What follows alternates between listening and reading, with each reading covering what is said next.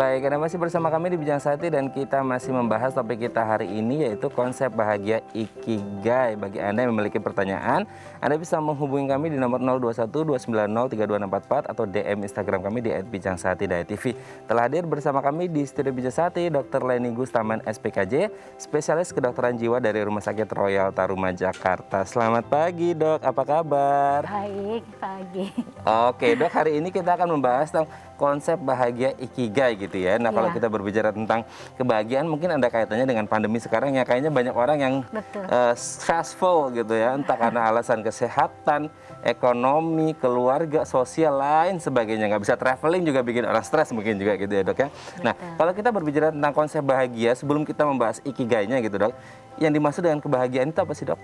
Ya, kalau konsep kebahagiaan itu sebenarnya ya definisinya banyak ya.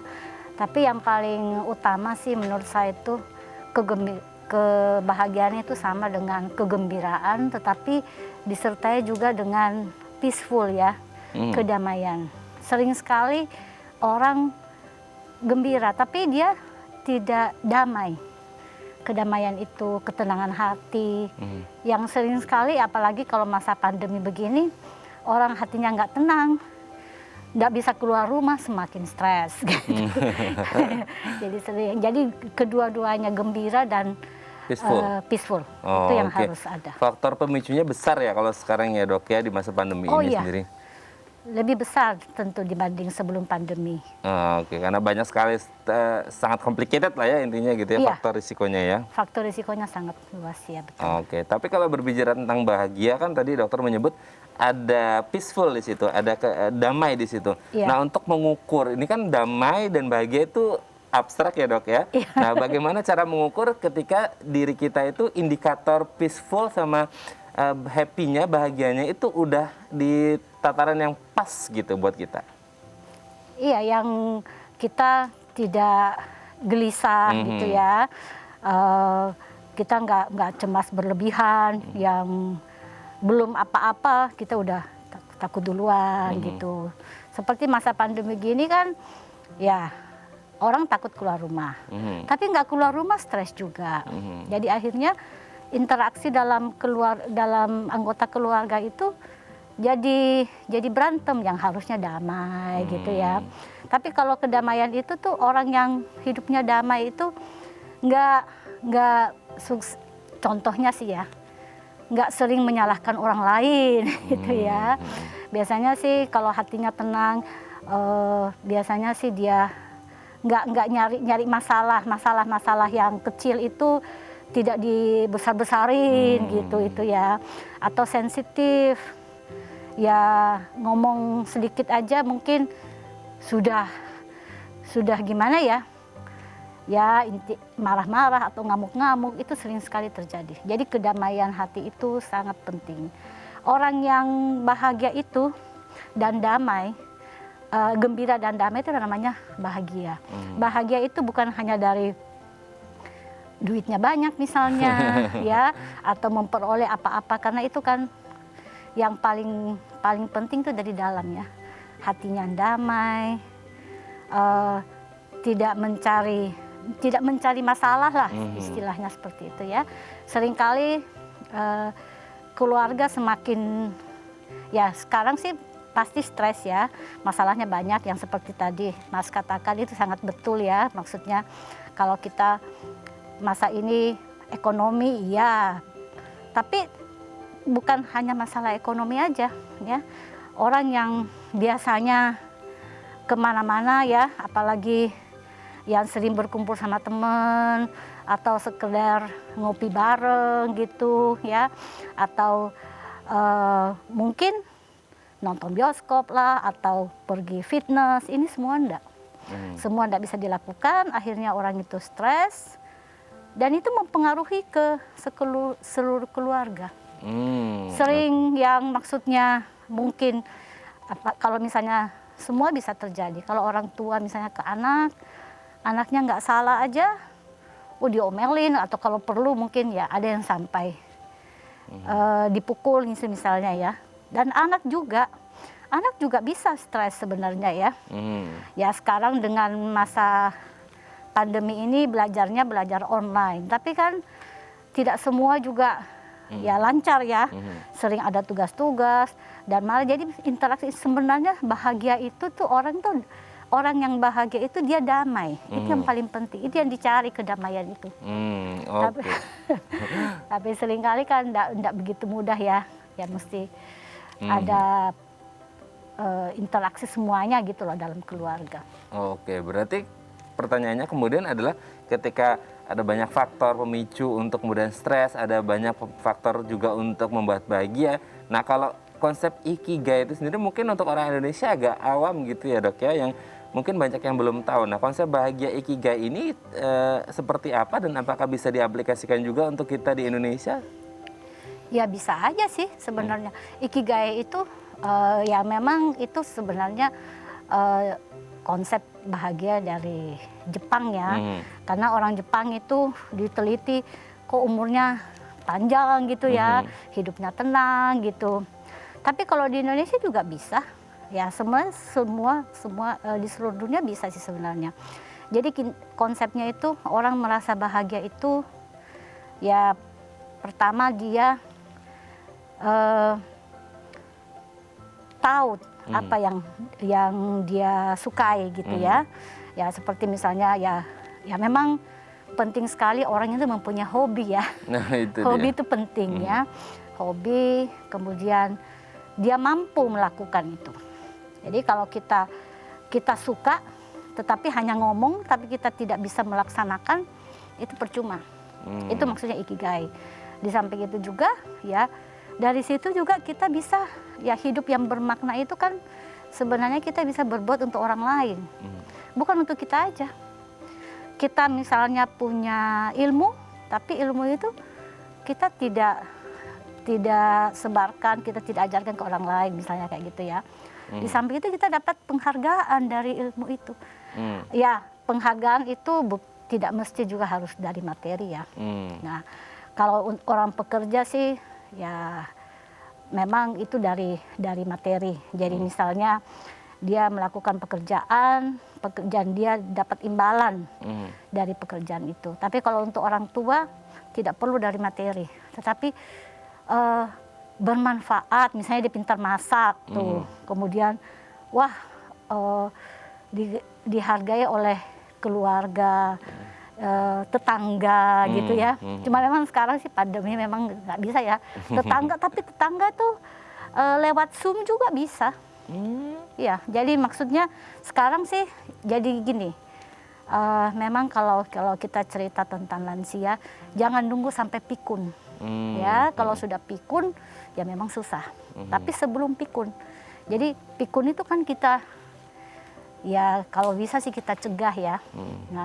Nah itu kalau bahagia itu termasuk semua. Tentu fisik oke. Kemudian dia dia tahu apa yang dia sukai, kemudian dia mampu mengerjakan, kemudian dia bisa berguna bagi orang lain, dan akhirnya kembali lagi dapat penghargaan. Itu yang paling penting. Itu yang membuat lansia itu bahagia. Oke. Ya. Kalau konsep ikigai kan tadi dokter menyebut harus nemuin hobi dan harus punya hobi gitu ya dok ya. Ya, Karena you are doing your hobby and you get paid gitu kan. Ya, Maksudnya kita get ngelakuin paid. hobi kita dan kita dibayar untuk itu, kayak Ya. nggak kerja gitu ya dok ya. Gitu. Tapi pertanyaannya kemudian orang yang belum bisa menemukan hobi atau passion dalam diri mereka, berarti untuk menerapkan konsep ikigai mereka harus menggali lebih dalam untuk menemukan apa hobinya, apa passionnya gitu ya dok. Ya sebenarnya sih semua punya sih harusnya ya. Cuma karena seringkali orang itu nggak ngerti sebenarnya ya. Jadi nggak ngerti bahwa apa sih yang dia mampu. Sebenarnya semua orang punya. Cuma ya memang kadang-kadang orang tuh nggak ngerti karena selalu terpaku pada hal-hal yang dia tidak punyai sebenarnya. Padahal kalau kita mengenali diri kita, kemampuan kita itu pasti ada. Ya, cuma ya itulah makanya seringkali orang konsultasi ke psikolog, ke psikiater itu karena mencari apa sih yang saya bisa. Seringkali orang memang ada juga yang nggak tahu. Saya bisa apa sih, Dok? Saya kan nggak tahu apa-apa. Saya nggak bisa apa-apa. Padahal sebenarnya bisa. Nah, dari situ kita yang menggali. Seringkali kita membantu, ya, membantu mencari istilahnya orang bilang passionnya itu di mana. Nah, setiap orang itu kalau misalnya dia mengerjakan sesuatu sesuai passionnya, itu enggak timbul macam-macam. Yaitu kayak misalnya orang bilang psikosomatis. Psikosomatis itu salah satu sumbernya adalah kita mengerjakan sesuatu yang bukan passion kita. Jadi kita misalnya nih bekerja, tapi terpaksa. Kita lakukan semua dengan terpaksa. Akhirnya ketegangan, akhirnya fisiknya macam-macam. Semua gangguan penyakit bisa muncul karena kita tidak merasa nyaman. Di sini konsep ikigai itu sangat bagus. Dan itu, tapi sebenarnya ikigai itu kan harusnya dia sudah ditemukan dari dulu, bukan tua baru temu ikigainya, bukan. Jadi harus dari muda ya. Ya, dari muda. Dari muda, makanya umurnya bisa panjang. Nah, itu berarti memang harus menggali dari muda supaya tidak terengas-engap gitu ya, waktu lansia untuk menemukan passionnya apa gitu ya, Dok. Kalau dia sudah tua baru kita cari ya susah kan. Agak susah gitu ya, Dok ya. Oke, nanti mungkin kita akan membahas di segmen selanjutnya. Berarti bagaimana cara menentukan tujuan hidup gitu ya, Dok ya, setelah kita menemukan passionnya. Oke, pemirsa, bagi Anda yang memiliki pertanyaan, Anda bisa menghubungi kami di nomor 0212903264 atau DM Instagram kami di @bincangsahatidayatv. Kami akan segera kembali.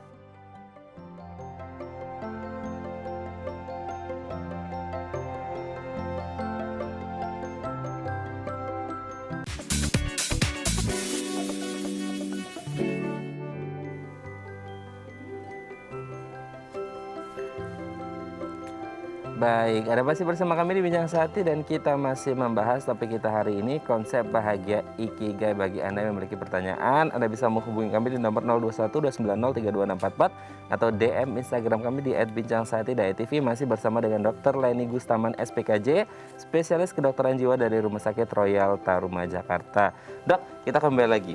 Kalau tadi di segmen sebelumnya kan dokter menyebut tentang hobi gitu ya, passion gitu. Nah, berarti apakah ini ada kaitannya dengan setelah kita menemukan hobi atau passion, kita bisa menemukan tujuan hidup kita supaya konsep kebahagiaannya itu bisa tercapai? Iya, betul. Jadi kita temukan hobi kita, ya, dan kita bagaimana menjadikan hobi kita itu sebagai goal hidup kita ya, tujuan hidup kita. Jadi tentu misalnya kita tahu bahwa kita mampu untuk bekerja, kemudian itu akan menghasilkan, bisa misalnya untuk kepala keluarga bisa menghasilkan bisa menghidupi keluarga.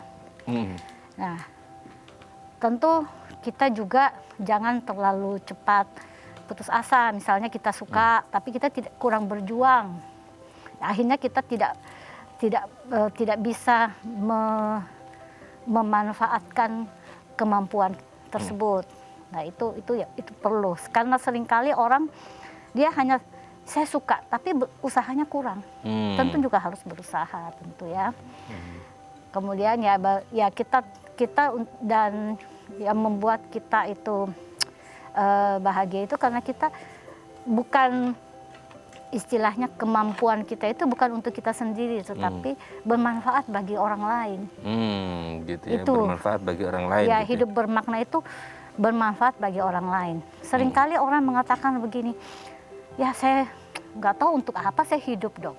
Karena dia hanya terpaku pada diri sendiri. Tapi kalau kita misalnya kita bisa bermanfaat buat orang lain, kita membantu orang, membuat orang bahagia, akhirnya juga kita ikut bahagia kan.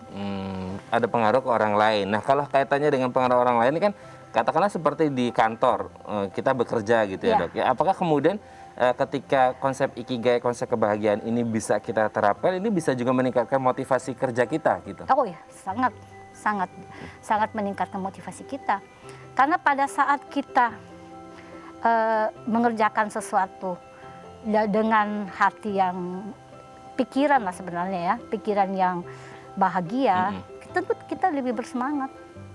Dan hasil kerja kita juga, karena memang ada penelitian bahwa orang yang mengerjakan sesuatu yang bukan passionnya dibanding dia dari passionnya itu beda banget. Yang dengan yang punya passion itu dia bisa sekitar 50% lebih bagus hasil kerjanya dari yang bekerja itu hanya untuk ya supaya dapat duit. Tapi karena dia tidak suka pekerjaan itu, maka kalau dia pergi ke kantor mungkin ya sebelum ke kantor sudah lemes, sampai ke kantor tidak fokus. Itu kan itu semua akhirnya hasil kinerjanya tidak sesuai yang diharapkan. Jadi yang nomor satu itu dulu sebenarnya orang ke kantor itu dengan penuh kebahagiaan, bahagia. Jadi saya mau mengerjakan ini, saya mau mencapai ini, gitu ya. Tapi kalau dia nggak suka, mungkin banyak sekali alasan atau menunda-nunda pekerjaan, kan beda. Excusesnya banyak ya dok ya? Betul. Jadi itu ya alangkah baiknya kalau kita mengerjakan sesuatu itu memang kita suka, kita mampu. Kalau kita hanya sekedar suka, tapi kita tidak mampu juga beda kan? Kita suka, tapi kita nggak mampu.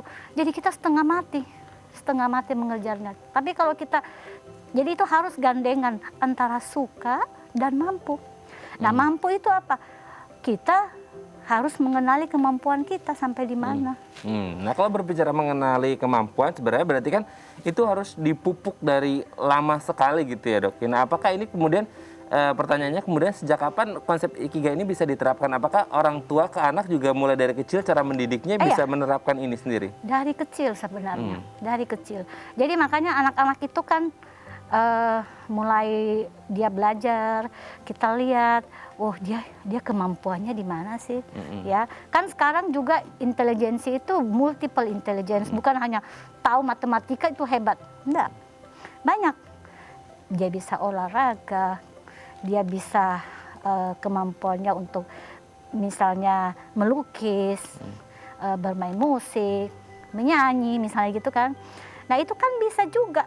Jangan bahwa harus di bangku sekolah aja, tapi misalnya kemampuan menyanyi diasah dari kecil, ya karena memang passionnya di situ, maka itu pasti berkembangnya lebih baik.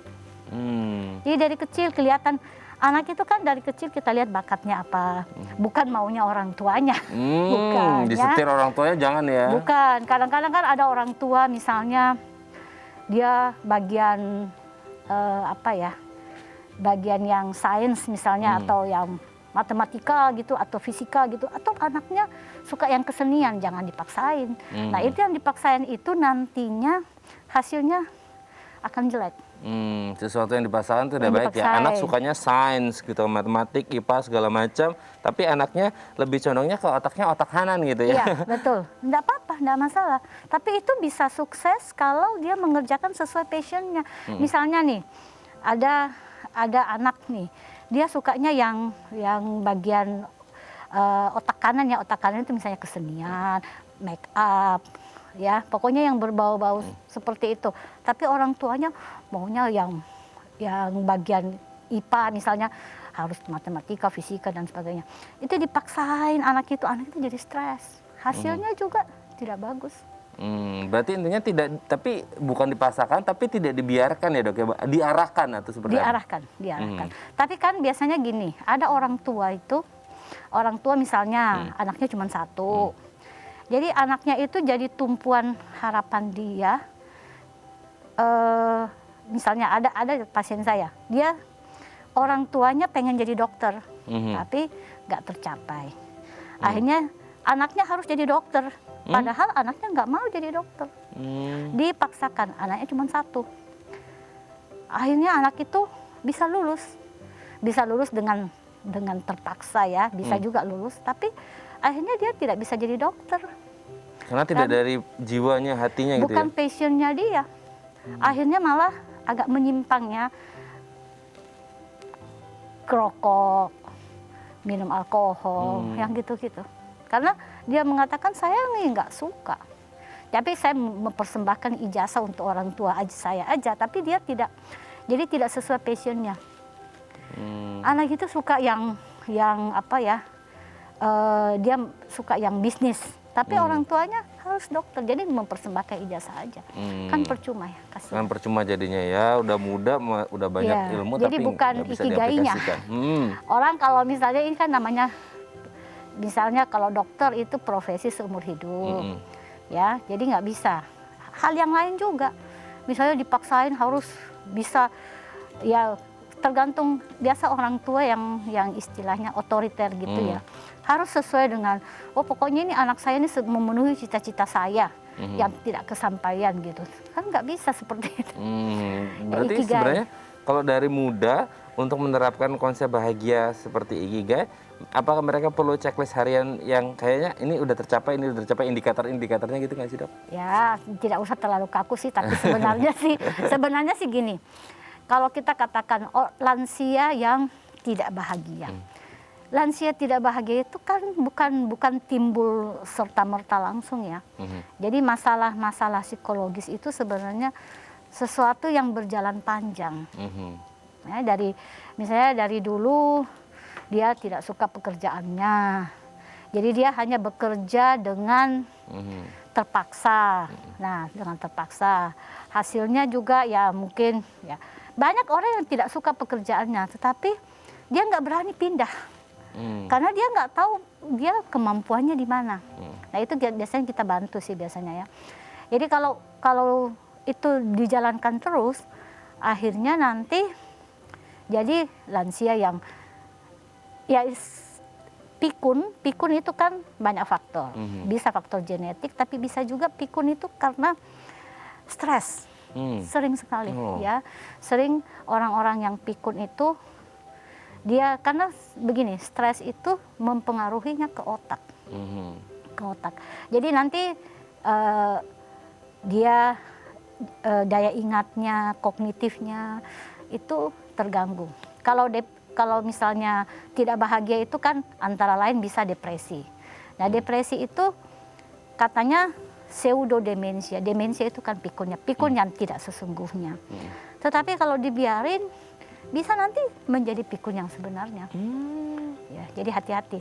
Orang itu harus punya hobi, kemudian mandiri ya. Ya, walaupun lansia, tapi kalau dia bisa mandiri, pasti dia akan lebih bahagia. Oke. Ya, enggak terus-terus nelpon anaknya, nelpon kemana anaknya terus, anaknya juga nggak bisa bekerja, kan repot ya.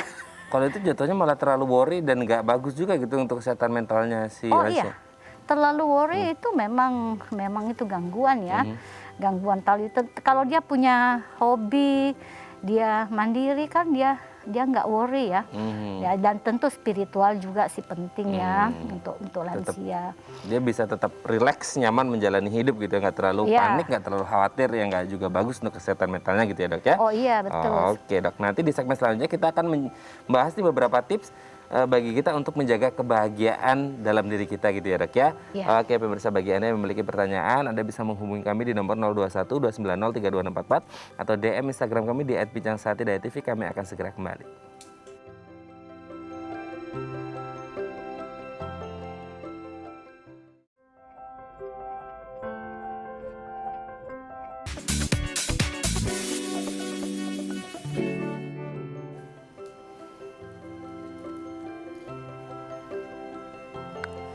Baik, Anda masih bersama kami di Bincang Sati, dan di segmen terakhir ini kita akan membahas tips menjaga kebahagiaan ya, Dok ya. Kita lihat yang pertama, Dok, di layar, Dok.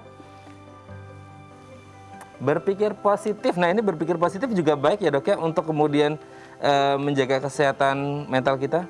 Oh iya, berpikir positif tentu ya. Kalau negatif semuanya kacamatanya negatif, wah jadi gagal semua. Positif, memang kita setiap hari berusaha untuk positif walaupun keadaan di sekitar kita chaos ya. Tidak harus positif. Oke. Betul. Tapi sebenarnya kalau di masa pandemi, kaitannya pandemi nih dok, berpikir positif itu katanya bisa menciptakan imun ya dok ya, untuk kemudian membuat tubuh kita jauh lebih punya daya tahan tubuh dan bisa menghempaskan itu virus-virus corona. Ya tentu ya tetap protokol kesehatan, kemudian berpikir positif memang jelas. Karena itu berpikir positif, imunitas kita akan Meningkat lebih ya? meningkat. Iya, Oke. sangat penting. Oke, berarti imunitas itu tidak melulu dari makanan, dari olahraga, itu bisa mendukung, tapi juga ada pikiran positif di situ yang bisa meningkatkan imunitas kita gitu ya. Waspada boleh, tapi terlalu panik juga nggak boleh gitu ya dok Oh, ya. iya. Oke, siap, lanjut kita ke yang selanjutnya. Jaga kesehatan. Nah, jaga kesehatan mungkin salah satunya dari olahraga ya dok ya. Ini ternyata olahraga tidak hanya ke fisik, tapi juga ke mental kita juga dok. Oh iya, dengan olahraga itu kan dihasilkan hormon-hormon yang bahagia gitu ya. Kemudian kita dengan kita bahagia, imunitas kita juga meningkat. Karena nanti mungkin muncul hormon endorfin, serotonin, oksitosin dan lain sebagainya gitu ya dok ya, membuat Iya. kita jadi lebih bahagia gitu ya. Betul ya. Oke, kita lanjut. Cintai diri sendiri. Cintai diri sendiri maksudnya afirmasi positif untuk dirinya sendiri dan bukan terlalu selfish juga mungkin ya dok ya? Iya, cintai diri sendiri bukan berarti egois gitu, enggak ya. Tapi cintai diri sendiri, kita menganggap ini, jadi kita mencintai diri kita sendiri, kita memelihara diri kita. Karena dengan mencintai diri sendiri, baru kita bisa mencintai orang lain. Ya, bukan mencintai orang lain, kemudian kita tidak mencintai diri sendiri, itu salah. Dari diri kita dulu. Bagaimana bisa mencintai orang lain kalau kita tidak bisa mencintai diri kita sendiri ya dok? Iya, betul. Bahagia dulu, kemudian membahagiakan orang lain. Oke, bedanya mencintai diri sendiri dengan narsisme apa nih dok? Oh beda, kalau Beda ya? narsisme itu berlebih-lebihan, ya, menganggap aku ini yang paling benar, aku ini yang paling, enggak, bukan seperti itu. Mencintai diri sendiri itu maksudnya itu kita memelihara tubuh kita, terus mencintai diri sendiri, kita itu bisa ramah terhadap orang lain karena kita bahagia. Itu yang utama ya. Oke, kita lanjut dok yang selanjutnya. Berbagi untuk orang lain. Nah, ada satu komunitas namanya TDA, tangan di atas, karena orang percaya tangan di atas lebih baik daripada tangan di bawah gitu kan ya dok. Apakah kemudian berbagi dengan orang lain gitu itu juga bisa menimbulkan kebahagiaan dalam diri kita dan jangan menunggu kaya untuk bisa berbagi gitu dok? Oh ya, betul. Berbagi itu kan tidak mesti harus dalam bentuk materi. Berbagi, misalnya menyapa orang, tersenyum, itu sebenarnya sudah berbuat baik kepada orang lain ya. Kemudian kita mendampingi orang yang kesusahan, kemudian kita menjadi pendengar, itu juga semua sudah berbuat untuk orang lain. Dan dengan kita bahagia, kita berbuat dengan orang lain, itu juga baliknya kita juga yang menjadi lebih bahagia sebenarnya. Ya, jadi penting. Ada sering orang tidak tahu artinya hidup sini apa ya. Padahal sebenarnya berbagi untuk orang lain itu sangat penting. Untuk hal yang kecil aja, nggak usah yang harus yang mahal-mahal gitu ya. Oke, tidak harus ngomongin materi melulu untuk berbagi gitu, tapi hal-hal yang simpel kayak senyuman pun, sapaan itu bisa kita lakukan menyapa ya. orang gitu. Itu yang kayak senyum itu tidak ternilai gitu ya sebenarnya ya. Jangan terlalu dikaitkan harus dengan materi, karena materi itu kan cuman sementara gitu. Ya. Oke, dan kita juga bisa ya kata-kata pujian gitu ya, apresiasi untuk orang lain. Memberi semangat kepada orang lain, itu kan juga sebenarnya sudah berbagi ya. Apalagi zaman sekarang ya dok ya, di pandemi ini orang butuh lebih banyak charge, tidak hanya dari internal tapi juga eksternal gitu ya dok ya, bisa membuat mereka lebih semangat gitu. Iya, betul. Oke, kita lanjut yang terakhir, bersyukur. Nah, konsep bersyukur ini mungkin mudah dikatakan, sulit untuk dilaksanakan ya dok. Bagaimana kemudian cara kita untuk bisa bersyukur dengan apa yang sudah kita beri gitu kan, karena kita sebenarnya Tuhan memberi apa yang kita butuhkan, bukan yang kita inginkan kan, seperti itu. Iya, betul. Tapi bersyukur ini paling penting. Paling penting ya. Kita bernafas aja, bisa bernafas aja kita sudah bersyukur. Betul. Kita bisa bangun dalam keadaan sehat, itu sudah bersyukur. Ya, terutama pandemi ini kita tidak terkena virus COVID, kita sudah bersyukur. Bersyukur itu tidak ternilai. Bersyukur itu yang bisa menghasilkan orang bahagia. Ya, kalau orang seringkali orang mengatakan wah dia nggak bahagia, dia nggak bisa bersyukur sih. Ya tapi tentu ada, kita lihat dulu apa sih yang menyebabkan, mungkin dia sakit atau apa gitu ya. Tapi bersyukur, kalau bisa bersyukur sangat bagus. Itu juga menghasilkan hormon-hormon bahagia itu. Dan kalau kita bisa bersyukur, itu bisa menciptakan kebahagiaan plus peaceful tadi. Iya, betul. Bersyukur itu berkaitan dengan peaceful. Ya. Oke. Berarti memang ketika kita bisa bersyukur dengan apa yang sudah Tuhan beri, kayak sekarang masa pandemi kita sehat aja pun itu sudah alhamdulillah sekali. Karena kita diberikan kesehatan, nikmat kesehatan. Kita masih punya kerja, masih punya gaji, meskipun mungkin beberapa ada yang dipotong gajinya, tetap harus bersyukur juga ya dok ya, untuk tetap bahagia. Betul. Karena salah satunya bisa meningkatkan imunitas kita. Baik, terima kasih Dokter Leni hari ini sudah berbagi bersama kami semuanya di Bincang Sehati. Semoga ini bisa menginspirasi banyak sekali orang dan kita tetap bahagia dengan versi kita masing-masing, supaya juga kita doakan pandemi segera usai gitu ya dok ya. Baik, terima kasih Dokter Leni, sehat-sehat terus dan salam untuk keluarga di rumah. Baik pemirsa, bagi Anda yang memiliki kritik dan saran, Anda bisa menghubungi kami di nomor 0889 8100 5000 atau Anda bisa follow media sosial kami di @bincang sehati.tv. Saya Raden Madlias pamit, sampai jumpa dan selamat beraktivitas.